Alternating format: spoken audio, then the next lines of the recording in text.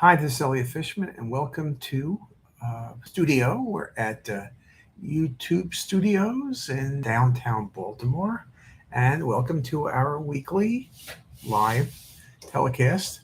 I'm sitting here, rearranged my office a bit, the computer, so I'm facing where I read. You can see some of my shelves and toys up there. And hope everyone's doing well. It's the 11th of May. And this talk is going to be a little bit on AI, a lot of motion, a lot of movement in AI. I gave a talk on Tuesday at Dave Hellman's CIM, the Center for Innovative Medicine, about AI, a lot of discussion, a lot of interest from people about where AI is going, the good, the bad, the ugly. I think everybody, whether you're a physician or you're a patient or you're just a person, everyone knows that AI is making major steps forward. Everybody's excited about it, but to balance the excitement, it's a little bit of fear. You look at ChatGPT, some amazing, amazing stuff happening with ChatGPT 4. But then, of course, people also realize the potential for bad things, for hallucinations, or people misusing it. We talk about AI, articles last week showing how AI is incredibly good at picking up pulmonary emboli, better than physicians in routine large studies. We talk about AI for early detection of pancreatic cancer, AI for better detection of breast cancer. We can go on and on. There are hundreds of applications now approved by the FDA. Many of them are in practice. I was at a meeting a couple of weeks ago with Charlie White, University of Maryland, across town. And he told me that in Maryland, they routinely use pulmonary emboli, AI. I think it's AI doc they use. And he says it's excellent. He goes, for example, sometimes you're looking at a case. I mean, the cases that are easy are the ones that are positive. Okay, I see a PE, next case. The ones that are negative are harder because you keep looking. I don't want to miss a PE. But what he said is a very good point. If you think it's negative and the computer, which also has very high accuracy, thinks is negative, it's much easier to say negative. Next case. Sometimes the computer will overcall PEs. And then again, you need to make a decision. Is it real? Who's right? You with the computer. It's very important that you still maintain your excellence. I think one of the concerns people have, and I think all of us do have, rightly so, if AI wasn't very good, then you're not going to worry about it because, oh, we got this right, how lucky. But if AI is 98%, let's say AI is super accurate, then it's going to get to the point where you say, AI is so accurate. If AI and I disagree, maybe I ought to listen to it. Maybe it's the one who's right, and it's not going to be me who's right. And there was a really good article published last week about something called automation bias. They looked at breast imaging, at reading mammograms, supported by AI software, and they created errors in the interpretation by AI, and saw what clinicians did. They had three groups of clinicians: those who were inexperienced, those who had moderate experience, and those who had a lot of experience. Now, not a surprise, the people with the least experience listened most to the AI. And even when the AI was wrong, they went along with the AI, even if it disagreed with what they were thinking.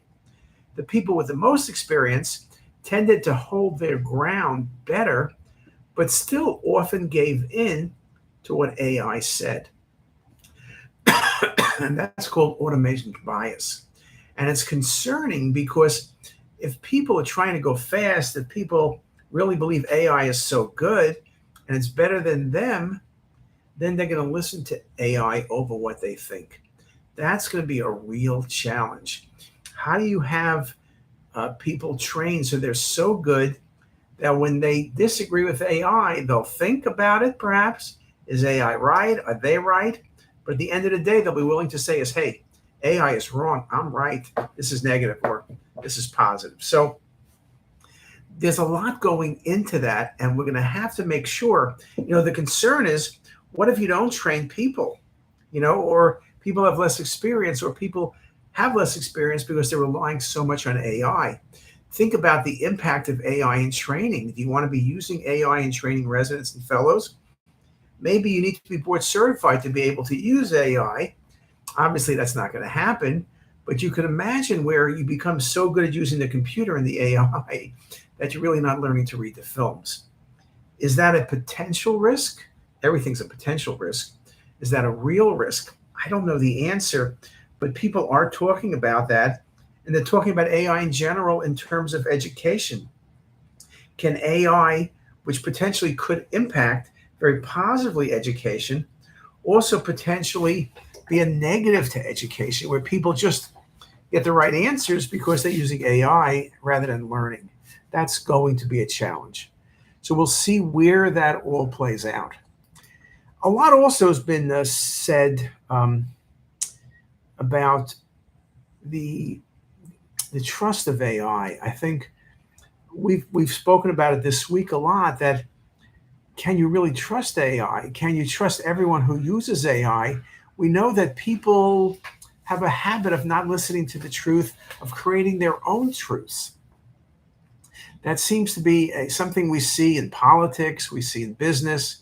How do we know what the truth is? If we have a problem with the truth, that's a good question. There have been several articles I've read recently. A lot of them are being in like magazines like Harvard Business Review. Now, one thing I mentioned the other day when I spoke about AI at Dr. Hellman's thing was that AI is funny because usually innovation happens within a subspecialty, radiology, CT, and then when it's ready for prime time, we tell our patients about it. But here, everybody is paying attention. The patients, the non-patients, everybody's paying attention to the good and the bad of AI. As this thing is developing, we're watching it. And yes, clinicians are watching it, but the patients are watching it. The families are watching it. The kids are watching it. And so you can imagine the challenges. There's an article today in Harvard Business Review by Sedel Neely, I hope I pronounced that correctly, how to avoid pitfalls around data privacy, bias, misinformation, generative AI, and more. And talking about using AI responsibly. That's going to become a very big thing. I think what you're going to see in schools, whether it's elementary school for my grandchildren, whether it's in college, high school, or in medical school, or in residency, people are going to have to figure out AI can boost performance. How do we take advantage of that? But how do we keep our jobs? Not so much in the fact, oh my God, I'm going to be unemployed. I better hope the AI doesn't get good. But more or less, if you rely so much on AI, maybe you're not going to learn what you need to know. That's going to be a challenge. Maybe people will take shortcuts because the AI will fill in. Now, perhaps you don't need to know some of the facts you and I know, 1492 Columbus, all of those numbers, 1941, World War II, Pearl Harbor, December 7th. You can argue, do you need to memorize everything? Everything is online. Google can tell you everything about everything you need to know. I think you need to know a lot to be able to understand a lot. Just learning about the dates of Columbus probably isn't as important as understanding what happened in 1492. What were the changes in the world? How did things progress in the next 100 years? That's what's important. Or 41, what's important about Pearl Harbor was the lessons from World War II, the Cold War, everything that followed, how everything came about. That's what's important. I don't think the specific date. Most people don't know what day Germany surrendered, or what day Japan surrendered, or what day Russia fell apart. Of course, it's come back. But all of those things, when the Berlin Wall fell down or was knocked down, all those things are important, but it's the events around them and the understanding of what it means that becomes important. So I think in radiology, we're going to have the same thing. Some things we're not going to need to memorize because the computer is going to spit them out faster than I can, okay? If you want to know all the different variations of MEN1 and MEN2 and all the specific numbers, you try to know a lot about MEN1 and MEN2, but the computer can tell me every precise number I need to know in a split second. So maybe understanding those numbers specifically is not important, but understanding the disease is, how you treat the disease, what you look for, how you optimize the CT scan, and how you do dual phase imaging and what things you need to do, and where nuclear medicine fits in, and where MR fits in, and where CT fits in. All of those things are important. So it's the learning. I think what AI can provide for us is the less need for memorization and give us a lot more facts and knowledge and give us the ability to build on top of that, to make us the best each of us can be. Now, one of the big things with AI people talk about, if you're the expert, AI is not going to help you much, right? Because you're at 95%. It's going to help you maybe a couple points theoretically. But for the average or the below average, it has the ability to raise all the ships. Articles have shown with AI, like for trauma, it makes a person who's not very good an expert. Imagine if everybody practicing is an expert. Who's going to benefit? The patients. Now, you're going to argue institutions are going to have challenges. If everybody's an expert, why go to a specialty institution? All those things are things to think about, and all those things are potential challenges. And I'm not going to play them down. But I am going to say, for the patient's perspective, if everybody becomes an expert, oh my goodness, patient care will surely improve. So I think things like that are indeed exciting. I think it's important to understand the limitations. It's important to understand how things are going, and we need to be paying attention. I recommend you keep reading. You don't need to necessarily read the medical journals. I look at those, so you have some specific on PE, on breast, on pancreas, but read the general journals, the Harvard Business Reviews, things like that that explain where AI is and where AI is going. Read and listen to conferences from Microsoft or Google, or listen to stuff from NVIDIA. Those people are making our future. Listen to what they're doing, what they're thinking, and they want to hear from you, right? They want to know what we want, what we need, what we're looking for, and how we could do our stuff better. So I think all of that is exciting. All of that is challenging. And with challenges, there are always the issues that you have bad players. People will try to manipulate things. We need to figure out rules of engagement. So that becomes important. But what I'm saying is things are changing, things are happening. We just need to get on board and help drive that train.